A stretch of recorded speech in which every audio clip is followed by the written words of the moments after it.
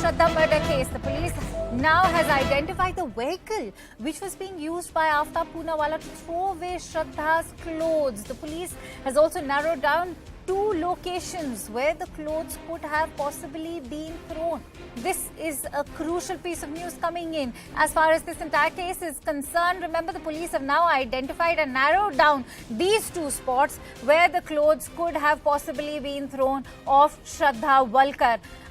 This is an important milestone as far as the entire investigation is concerned, since the police has now identified the vehicle as well, which was used by Aftab to throw away clothes of Shraddha Walkar. For more details, let's quickly go across to our correspondent Anand Tiwari, who's joining us live on the phone line. Anand, क्या जानकारी दे सकते हैं और कितना important पड़ाव है इस पूरे इन्वेस्टिगेशंस में? ये इससे क्या क्लूज मिल सकते हैं दिल्ली पुलिस को? देखिए, 2 महत्वपूर्ण डेवलपमेंट इस पूरे मामले में हुए। एक तो पुलिस ने वो गाड़ी आइडेंटिफाई की है जो अब तक पुलिस सोर्सेज से जानकारी मिल रही है, जिसमें वो कपड़े डंप किए गए थे। दूसरा, पुलिस ने 2 ऐसे स्पॉट लोकेट किए हैं जहां पर कि उस इलाके का सारा जो वेस्ट मटेरियल है वो वहां पर फेंका जाता है। लेकिन पुलिस के लिए सबसे बड़ी चुनौती ये है कि 6 महीने में कई हजार कुंटल जो है वो कचरा वहां पर फेंका गया होगा, उसमें उन कपड़ों को बरामद करना और उन्हें सबूत के तौर पर पुलिस की जांच में शामिल करना, क्योंकि 6 महीने पहले इस कत्ल की वारदात को अंजाम दिया गया और जाहिर तौर पर उतने लंबे वक्त में पूरे इलाके का कचरा, कई हजार कुंटल कचरा उस इलाकों में फेंका जाता होगा। इसलिए पुलिस के लिए भी अब काफी मशक्कत भरा काम है। पुलिस उसके लिए बहुत सारी मदद ले रही है कि उन कपड़ों को वहां से बरामद किया जाए, क्योंकि पुलिस के लिए वो सबसे महत्वपूर्ण एविडेंस है, वो कपड़े बरामद होना। इसके अलावा जो वेपन्स है जिससे इस कत्ल की वारदात को अंजाम दिया गया है वो भी पुलिस को अब तक नहीं मिला। इसलिए पुलिस लगातार उन जंगलों की खाक छान रही है। घंटों सर्च ऑपरेशन पुलिस वहां पर कर रही है उस घने जंगलों में, कि सबूत वहां से पुलिस को मिले। जो हड्डियां मिली हैं वो बॉडी के नीचे वाले पार्ट्स के, रीढ़ के हड्डी के नीचे की, लेकिन उनका भी अभी कंफर्म करना बहुत मुश्किल है। फॉरेंसिक जांच से तय हो पाएगा कि क्या वो किसी इंसान या वो किसी जानवर की हड्डियां हैं। वो फॉरेंसिक रिपोर्ट आने में भी काफी वक्त लगेगा। इसलिए जो सीबीआई की सीएफएसएल है उसकी मदद भी दिल्ली पुलिस ले रही है। वो एक काफी एक्सपर्ट यूनिट है फॉरेंसिक की। कई बड़े केस सुलझाने में सीबीआई की सीएफएसएल ने काफी मददगार भूमिका निभाई है, तो उसकी भी पुलिस मदद ले रही है। कई बड़े जो मनोचिकित्सक है उनकी मदद ले रही है कि किस तरह की इसकी मनोस्थिति थी, किस तरह का इसका मेंटल स्टेटस था, वो जानने की कोशिश कर रही है। और आज कोर्ट में जब इसे यहां पर पेश किया जाएगा तो पुलिस की फर्दर रिमांड मांगेगी, क्योंकि इसमें अभी जो हथियार है वो पुलिस ने बरामद किए हैं। इसके अलावा श्रद्धा का मोबाइल फोन बरामद नहीं किया, श्रद्धा के कपड़े बरामद करना है और कई जो बॉडी के पार्ट्स हैं वो पुलिस अब तक बरामद नहीं कर पाई है। तो पुलिस के लिए एक बहुत ही चुनौतीपूर्ण ये पूरा केस है। पुलिस से मेरिट पे लेके इस पूरे केस की इन्वेस्टिगेशन कर रही है। टॉप लेवल के अधिकारियों को इस पूरे जांच में शामिल किया गया है। एक एसीपी है जिन्हें इस जांच में शामिल किया गया, जिन्हें फॉरेंसिक का काफी अच्छा अनुभव है। दिल्ली पुलिस का जो पहले जो साइपेड यूनिट है वहां पर लंबा वक्त गुजार चुके हैं। तो तमाम एक्सपर्ट की पुलिस मदद ले रही है और एक लंबी चौड़ी टीम जो पुलिस ने बनाई है। कल मेहरौली पुलिस स्टेशन में भी आफ्ताब को लाया गया था और वहां पे उससे घंटों पूछताछ की गई थी।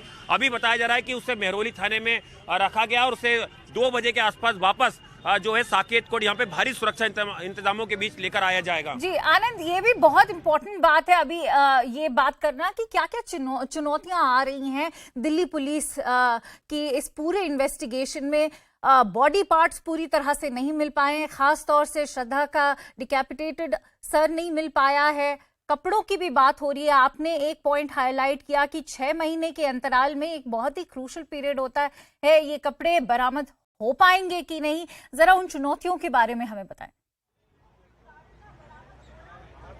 जी देखिए, अगर आप एक केस पे जाएं, आरुषि तलवार केस, तो उसमें पुलिस के पास कोई सबूत नहीं था, जांच एजेंसी के पास कोई सबूत नहीं था, लेकिन जो प्रथम दर्शा सबूत थे, जो सर्कमस्टेंसेस एविडेंस थे, उसके आधार पर पुलिस ने उस केस की नींव तैयार करी थी। इसलिए नार्को टेस्ट पुलिस के लिए एक मजबूरी हो जाता है, क्योंकि इस मामले में पुलिस के पास केवल आफ्ताब का कबूलनामा है, लेकिन वो कितना सच बोल रहा है, कितना झूठ बोल रहा है, उसके लिए पुलिस को सबूतों की जरूरत है और पुलिस को घर से ऐसा कोई सबूत नहीं मिला है। हम लगातार बता रहे हैं कि एक बेंजामिन जो टेस्ट है वो पुलिस ने कराया था फॉरेंसिक टीम के साथ, लेकिन उसमें भी घर से कोई भी ऐसे सबूत नहीं मिले, ना कोई ब्लड सैंपल मिला है जिससे साबित हो पाए कि वो श्रद्धा का ब्लड है। तो अब पुलिस के लिए नार्को टेस्ट एक विकल्प बचता है कि नार्को टेस्ट की अगर परमिशन आरोपी की तरफ से मिल जाती है, उसकी रजामंदी अगर कोर्ट में हो जाती है और उसके लिए आज सुनवाई भी होना है, तो पुलिस उसका अंबेडकर अस्पताल जो दिल्ली का है, जो नार्को के लिए एक गस्टेड तरीके से बोला जाए सरकारी अस्पताल है, वहां पर उसका नार्को टेस्ट कराया जाएगा, लेकिन वो भी पुलिस कोर्ट में सबूत के तौर पर उसे नहीं रख सकती है। केवल पुलिस के लिए एक वो सपोर्टिंग एविडेंस के तौर पे काम होगा, अपनी दलीलों को कोर्ट में मजबूती से रखने के लिए कि आफ्ताब सच बोल रहा है या झूठ बोल रहा है, और एक सवालों की लंबी फहरिस्त फिर पुलिस तैयार करेगी कि सच जो है वो आफ्ताब से निकलवाया जाए कि आखिर किस मकसद से उसने इतनी विवश घटना को अंजाम दिया और किस तरह से उसने इस पूरे कत्ल की प्लानिंग जो है वो रची थी। जी आनंद हमारे साथ बने रहिए. I'll quickly go across to Anvit also, back on what just Anand shared with us as far as information is concerned. Anvit, important to consider the fact, since you also highlighted that narco analysis is not admissible in court. Having said that, how crucial is going to be the role of circumstantial evidence, as was being highlighted by Anand Tiwari also just a few minutes ago, that is what also played a very crucial role as far as Arushi Talwar's case is concerned?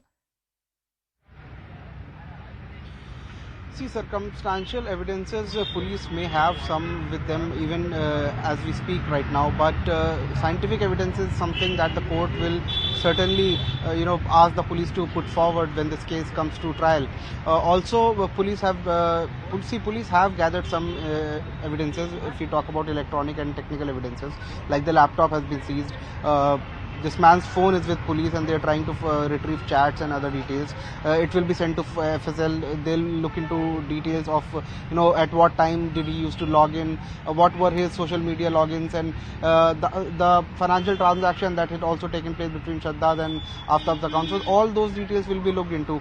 But when the case comes to trial, circumstantial evidence somewhere or the other weakens the case as far as they are the only evidences in the case. Scientific evidences will certainly have to be there. All right, Anvit, I'm sorry, I'll have to interrupt you there because we are getting in some more breaking inputs. There seems to be quite